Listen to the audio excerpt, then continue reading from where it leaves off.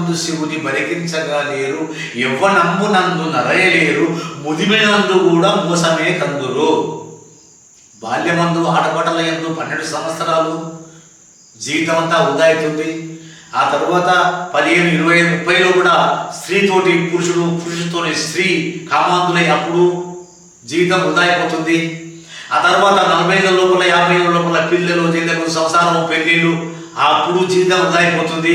60 ఏళ్ళు అయినాక వృద్ధాప్యంగా మనం ధ్యానం ఏం చేస్తాం? అప్పుడు శరీరం ఉడుగదు, కూర్చోనికే సహకరించదు, ఎన్నుముక మూస్తుంటుంది, అప్పుడు ధ్యానం మనం చేయలేము.